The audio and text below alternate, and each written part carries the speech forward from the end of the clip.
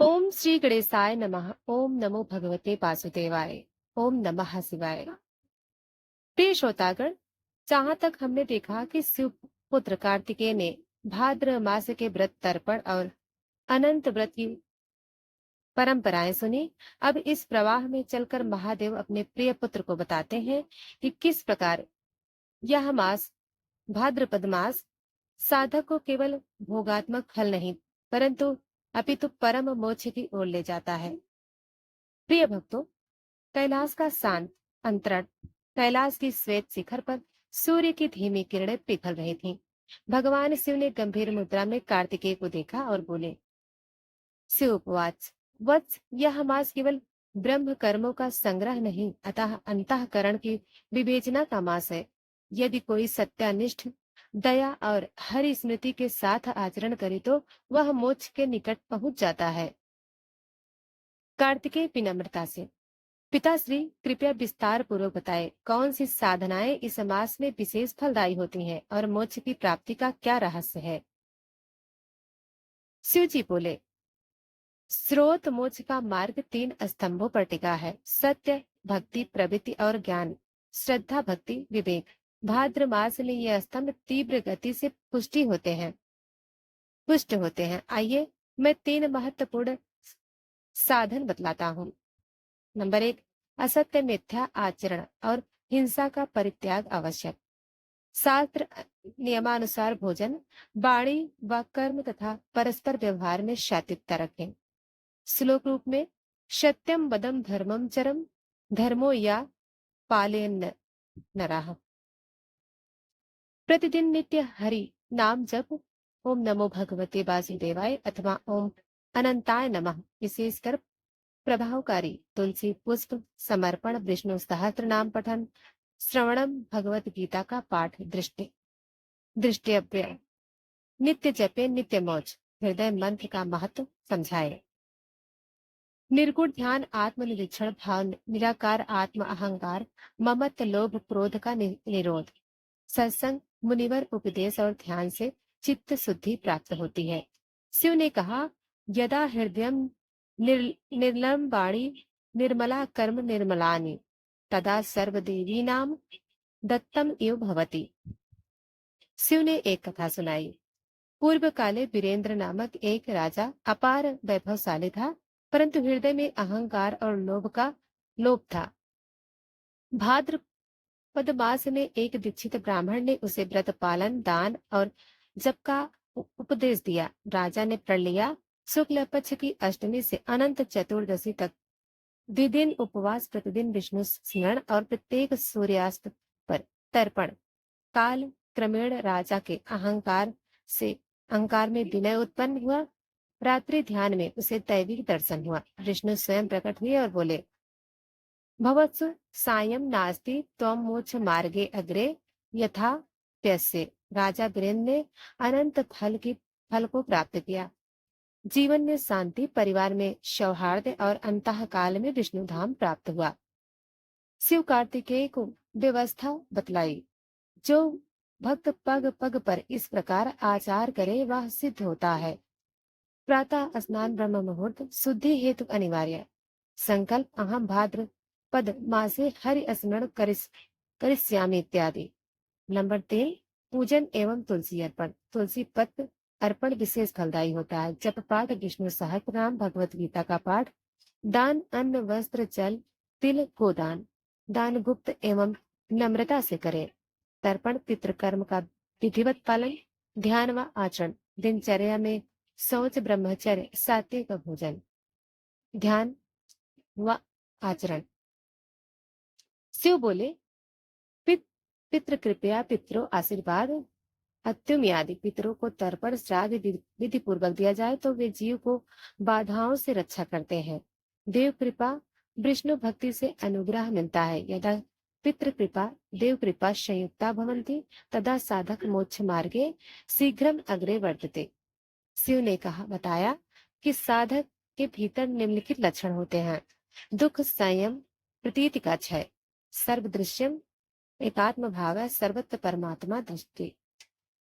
शिव ने कार्तिकेय को आशीर्वाद देते हुए कहा, वत्स, भगवान जो शिव ने भक्त श्रद्धा, संयम और दान से साधु वर्तमान एकादशी करता है, वह न केवल लोग प्रतिदिन भगवान विष्णु या शिव के मंदिर में अपितु परमेश्वर दीपदान भी प्राप्त कर लेता है। पुण्यदायी है। दीपक का प्रकाश केवल कर्म अंधकार को दूर करता है, मन का शुद्धिकरण परम से अज्ञान का अंधकार। प्रिय भक्तों, आषाढ़ मास महात्म्य, जिसमें भगवान श्री हरि, गंगा जी और धर्म के रहस्यों की भी अद्भुत कथा छिपी है। यह कथा पुण्य, मोक्ष और पाप क्षालन का सजीव प्रमाण है। स्कंद पुराण के अनुसार इस प्रसंग में कथा आरंभ होती है कैलाश पर्वत से। यह समय था जब हिमालय की गोद में मंदाकिनी गंगा अपनी मधुर धारा बहा रही थी। महर्षि वेदव्यास भगवान शिव के चरणों में उपस्थित हुए और नम्रता से बोले, भोलेनाथ, यह आषाढ़ मास इतना पवित्र क्यों है?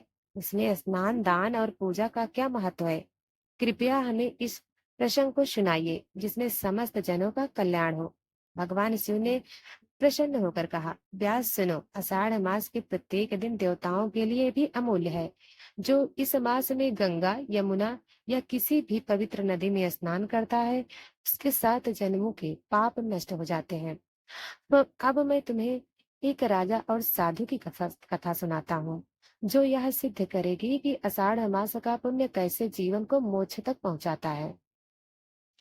पुराने समय की बात है, मालवा देश में धर्मसेन ने अपने परिवार के भूखे होने के बावजूद उन्हें अपना भोजन दे दिया। भगवान प्रसन्न हुए और उन्होंने उसे दर्शन देकर कहा, हे धर्मसेन, तुम्हारी भक्ति, दान और आषाढ़ मास के नियमों का पालन देखकर मैं प्रसन्न हूँ। इस जन्म में तुम सुखी रहोगे और मृत्यु के बाद तुम मेरे धाम में स्थान पाओगे।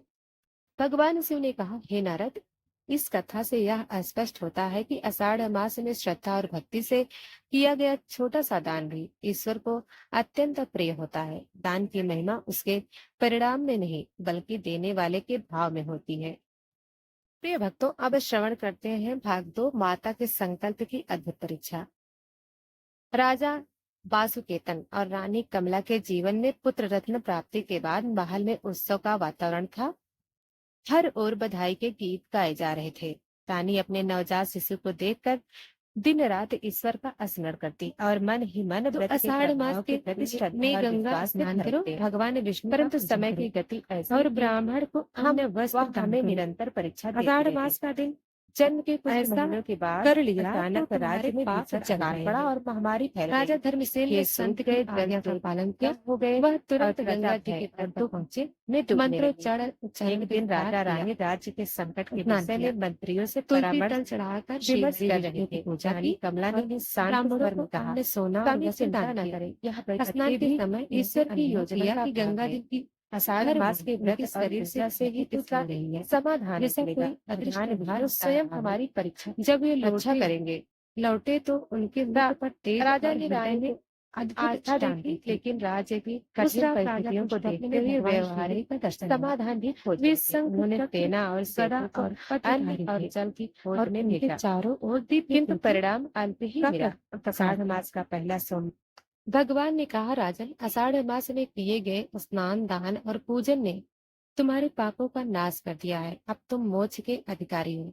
इस मास की महिमा सबको सुनाना, ताकि अन्य लोग भी इसका लाभ ले सकें। राजन की आंखें आंसुओं से भर आई। उन्होंने जीवन भर आषाढ़ मास में गंगा स्नान और दान करना नहीं छोड़ा। ये भक्तजनों,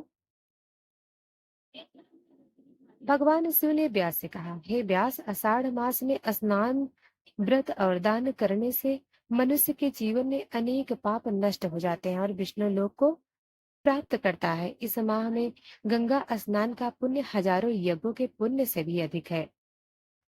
प्रिय भक्तों, नारद मुनि हिमालय के उत्तर में स्थित वैष्णव के पवित्र आश्रम में पहुंचे। वहां भगवान शिव और माता पार्वती के दर्शन कर उन्होंने प्रणाम किया और बोले, हे महादेव, सुना है कि आषाढ़ मास महात्म्य इतना महान है कि इसकी एक दिन की पूजा भी मनुष्य को मोक्ष प्रदान कर देती है। कृपा कर मुझे इसके अद्भुत रहस्य का विस्तार से वर्णन करे। महादेव मुस्कुराए और बोले, हे नारद, तुम्हारी जिज्ञासा अत्यंत उत्तम है। सुनो, एक समय की बात है, धरती पर विजयनगर नाम का एक दिव्य राजा था। उस राज्य के राजा का नाम धर्मवीर। यह राजा न्यायप्रिय, दानी और प्रजा का सच्चा हितैषी था, परंतु उसके जीवन में एक अधूरापन था। वह भगवान विष्णु की शरण में पूरी तरह नहीं आया था। एक रात आषाढ़ मास की शुक्ला पक्ष की एकादशी के निकट राजा ने एक अद्भुत स्वप्न देखा। स्वप्न में उन्होंने देखा कि एक तेजस्वी पुरुष पीताम्बर धारण किए, चार भुजाओं में शंख चक्र गदा और पद्म लिए करुण पर विराजमान होकर उनके महल में प्रवेश कर रहे हैं। उस दिव्य पुरुष के दर्शन से राजा का मन आनंद से भर गया। भगवान ने राजा से कहा, धर्मवीर, आषाढ़ मास में मेरी पूजा विशेष रूप से करनी चाहिए। यह मास मेरे लिए हृदय के सबसे निकट है। यदि तुम इस माह में श्रद्धा पूर्वक व्रत, दान और कीर्तन करोगे तो तुम्हारा जीवन धन्य हो जाएगा। स्वप्न टूटते ही राजा का हृदय भक्ति से भर आया। प्रातः काल होते ही उन्होंने राज्य के ब्राह्मणों को बुलवाया और कहा, आषाढ़ मास का आरंभ हो चुका है। मैं संकल्प करता हूँ कि इस पूरे मास में भगवान श्री हरि विष्णु का विशेष पूजन, भजन और दान कार्य करूंगा। ब्राह्मणों ने राजा को आषाढ़ मास की महिमा सुनाई। हे राजन, इस मास में श्री हरि की पूजा करने से सभी पाप नष्ट हो जाते हैं और अंत में मोक्ष की प्राप्ति होती है। यहाँ तक कि एक पत्ता, एक फूल, एक तुलसी दल भी यदि श्री हरि को अर्पित किया जाए तो वह अनंत पुण्य का कारण बनता है। राजा ने घोषणा करवाई, आषाढ़ मास के दौरान प्रत्येक घर में भगवान विष्णु का पूजन हो, गरीबों को अन्न वस्त्र वितरण किए जाए, मंदिरों में दीपदान हो, भजन कीर्तन से नगर गूंज उठे। धीरे धीरे पूरे राज्य में भक्ति का वातावरण फैल गया। मंदिरों में शंखनाद होने लगे, गली गली में हरि नाम गूंजने लगे तो और प्रिय इस भक्तों, तरह आज का आषाढ़ यह मास अध्याय समाप्त हुआ। हम आगे का 5वां अध्याय कल श्रवण करेंगे। तब तक के लिए जय श्री नारायण।